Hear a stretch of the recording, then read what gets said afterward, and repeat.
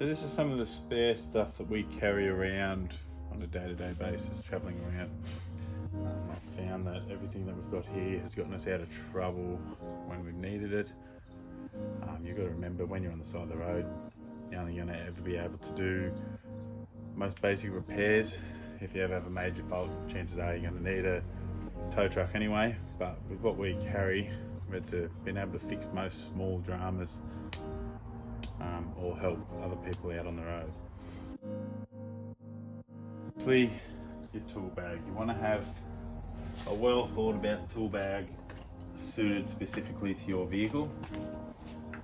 So with this, I use T-handle Allen keys. I've just found they reach into places a bit better.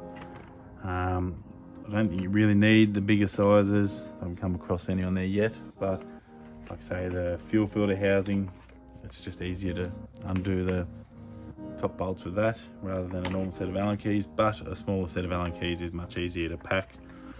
You've got your basics such as your shifter.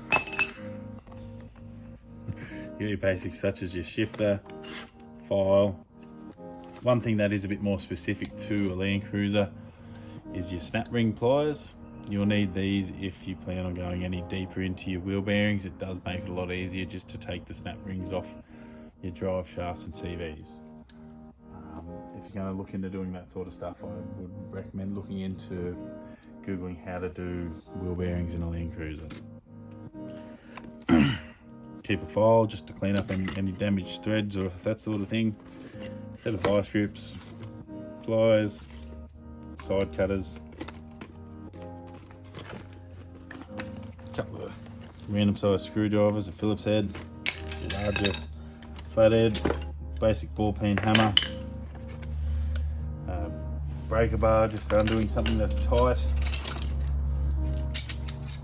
I've got the specific C spanner just for my suspension in the car because it's got the adjustable shocks. I've got these for if I decide to change the settings on it, if I want it a bit softer for full driving and that sort of thing. I do have most spanners. I don't believe there's anything too big on a Landcruiser. Everything's sort of pretty easy to get to. Ratchet.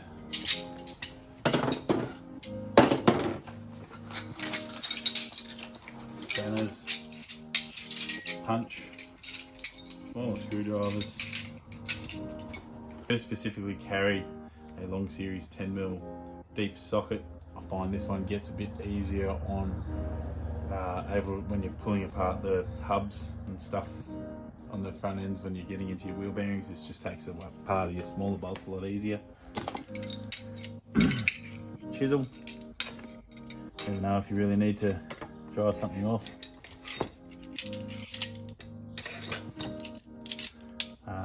24mm spanner, 22mm spanner,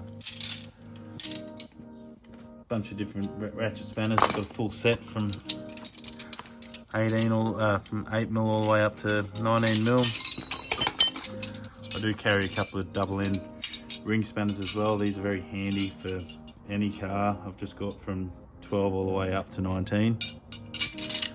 They're just handy for getting onto anything, and if you really need to try and pull something off in the side pocket, I keep all of the smaller spanners. Just your small, most of mine are ratchet spanners. They get into just about everywhere on a Landcruiser, and that's what the double end ring spanners are for. They will get into everywhere else that those cannot. In here, this is just my filter housing socket, so I can service the car on the road. Sweet. I do carry a bunch of different size drivers for a drill or tech gun. Just you never know when you might need them. They do come in handy, and they fit pretty well in these little pockets on this bag. This one here's just got like my salt shift chassis flush. This is just really good if you want to put it on a hose. If you haven't heard about these, just Google salt shift chassis flush. It makes a huge difference in trying to clean it out. I used to try and stick the hose down in the chassis to clean out any mud or sand, and this does a much better job than what I was ever capable of doing. In here there's just a couple of random bits and pieces like your locking ring for a hub center, a couple of random sized drill bits. I think just having a few different sized drill bits will come in handy. I also have a bit of a set here, different hacksaw blades and drill bits as well. Just like I said, it will come in handy at some point. Some basic electrical gear. There is normally a bit of a spool of cable in here, but I've obviously used it for something, so you never know if you need to do some 12-volt work. Back in here too, there's a little 1/4-inch socket set, just for any of your smaller stuff if you need to get under the dash or your battery terminals and that sort of thing. Like I said, fits really well in the side pocket of this bag. Multimeter, it's a cheap multimeter, $10. You know, I'm no electrician by any means. I get my brother to do anything a bit more complicated, but it's just easy to work out whether you've got power going to and from something instead of that. If you're not comfortable with a multimeter, a test light is also suggested. They're very easy to work with. This bag here is my basic servicing bag. So I carry a spare filter for everything. This is the air filter. Got a spare filter for the catch can. I like to do this one about every 30 to 40,000 depending on the conditions that we've been driving in.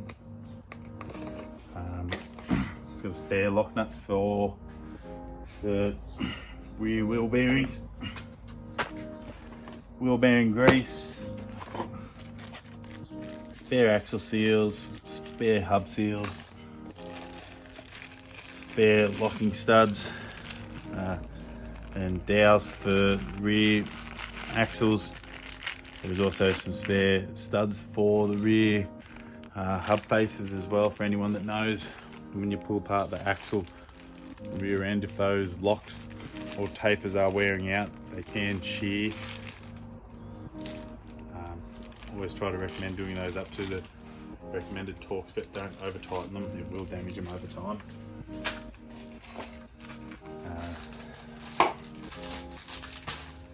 Just more spare studs, and I've got a spare set of wheel studs as well. It's a bit of a job to actually change those, but at least we've got them. I also carry spare wheel bearings. I use the Terrain Tamer heavy duty ones. I prefer the labyrinth seal that they come with. The bearing is apparently made out of a high quality steel. Temp's a bit better, but this is your labyrinth style seal. They are a much better seal. They, instead of having your contact face rubbing the surface. There's also some spare labyrinth seals. These are the factory Toyota seals. I don't like them as much as it requires a double lip seal there to do your sealing, and that eventually wears out the shaft. Where these labyrinth seal, that fixes to the shaft and they spin around with it, and you'll find that these are a much better seal. In long term, we use them in heavy industry and mining and diesel shops, and it's just a much better quality seal. That is your major difference of those kits. I do highly recommend them. We on our first trip we did get some water in the car, in the bearings. When we got home and I pulled it apart and checked, you could see there was a bit of water damage to one of the bearings, whereas since I've been using these I haven't had any water go inside, and we did probably 2 or 3 times as many water crossings. There's also the hub nut socket, your bearing nut socket for the front, and this is your rear wheel bearing nut socket. A lot of people will just use a chisel or a punch to tap the socket around, the nut around, but you can't get a good gauge of how the bearing feels. This here is a much better tool to use. As a bit of a demo,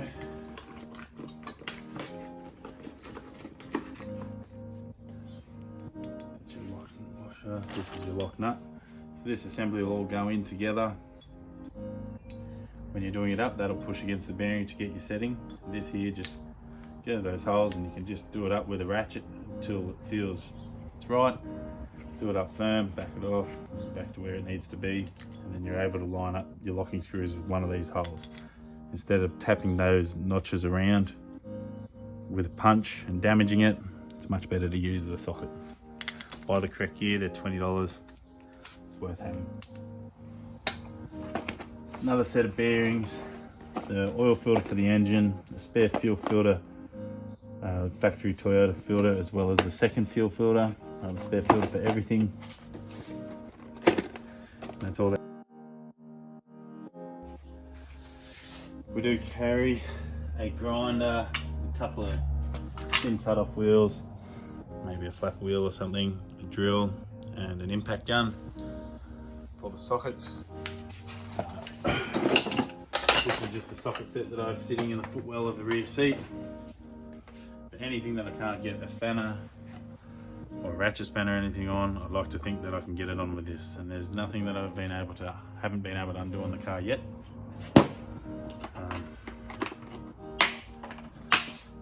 Cable ties, pretty essential for anyone traveling. Cable ties, bit of WD-40, duct tape.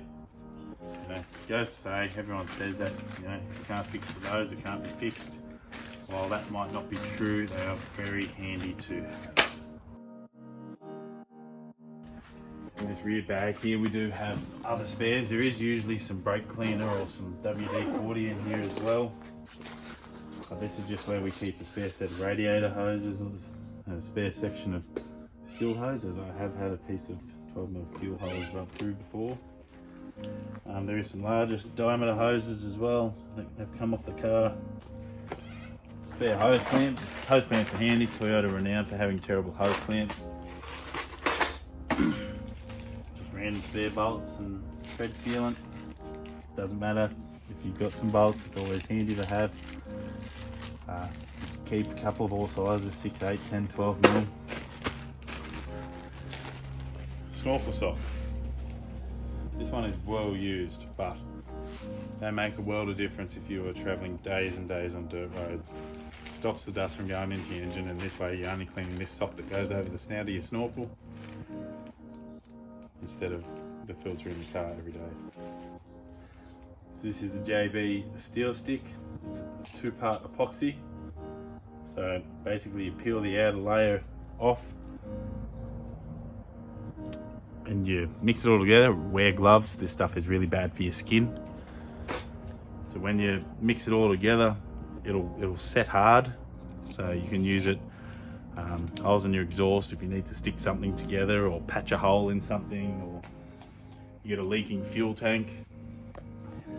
This with a bit of brake cleaner will stop you from having a leak in your fuel tanks or any lines like that. Definitely recommend having one of these. Cheap, small keep.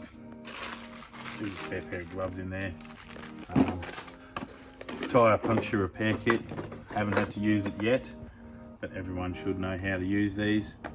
I have had to change a valve actually in the car, but otherwise haven't had to use the puncture repair kit itself. They are pretty simple to use, and I do recommend having one in your car. You never know if you'll have where you'll come across a flat. You never know, you might get 2 flats and then you'd really be desperate. I've been in the situation where we've had 2 flat tyres before, and you can keep putting plugs in until it takes up. Don't worry about that. Jumper cables and some more cable ties.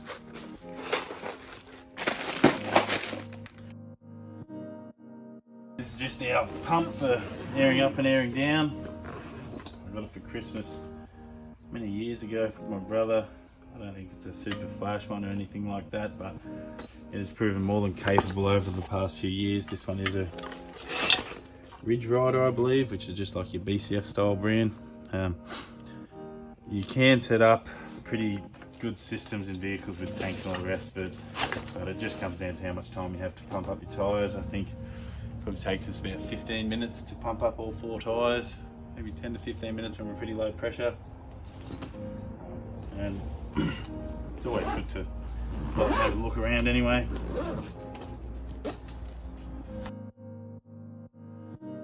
This is a Jumpstarter pack. This one is a 300 amp one. It is just the right size for our size car. You can buy smaller ones or bigger ones as well. I think you can even buy ones from iTech now that you can run your car fridge off. This is great. It's very easy to use. You just plug it together, put it on the battery terminals if you ever got a flat battery. We also take it out on the boat and stuff like that. You never know. You can also charge your phone off this one, and it's got a torch on it as well, and it tells you how much battery charge it's got, and they last quite a while if you remember to turn them off. This one I think I got from Auto One or something like that, and I've had it for a few years now, and it's never been a drama. Handy too because it does have a car charger in it, so you can charge it while you're driving. I won't go into too much detail with a recovery kit. You'll make one setup to suit your needs or how much you expect to use it. But we've had this kit for a couple of years now. It was just a King's kit, but I've added a few pieces and taken some away over the years. These soft shackles are probably one of the best things that I've seen that money can buy now. Once that's tight, that won't come out. It's unreal how good these actually are. And that takes away the risk of a hard shackle going through someone's windscreen, because I've been in some situations where I've been helping out pull out some pretty bogged people. This strap here, it has seen a fair bit of use. It is starting to let go around some of the ends. It's probably just about due for replacement, to be honest, but it has been good over the years. Most people probably won't go through the use that has been put through. This is a Ridge Rider equaliser strap. It's good for 8 tons of braking strain. It's a shorter strap just to distribute your loads a bit better. With your soft shackle, to do away with the old winch block, I've just bought one of these George's 4x4. Use these with your soft shackle. I think it's a much better system than using a cheap winch block. These are great. You just run your winch cable through there, and once that all pulls up tight, that will actually have enough clearance to spin on that. And you save a lot of weight too. Them winch blocks are quite heavy. I would like to do away with shackles completely, but we're not at that point where we're able to yet, because at the end of the day, the last thing you want to see is one of these flying towards someone else's car, which I have seen as well. And always use the appropriate points to tow off or snatch off. Never go around the tow ball, have the correct insert. Your strap cover, these are supposed to weigh down a blanket, and there's a lot of mixed tests on these where they make no difference at all. Some people, and sometimes they do. Just depends. Can't hurt. It is a safety device. Use it if you can. And just a couple of ratchet straps, just as if they ended up in the recovery bag. So this one's a winch extension strap, or a tow strap, I guess. These aren't really made for snatching out. It's definitely worth knowing the differences between your straps. You don't want to be snatching off the wrong equipment. Everywhere seems to be going towards the snatch ropes and that sort of thing now. They do look like a better quality sort of gear, and using those in combination with your soft shackles, I think I'll probably go that way as well in due time.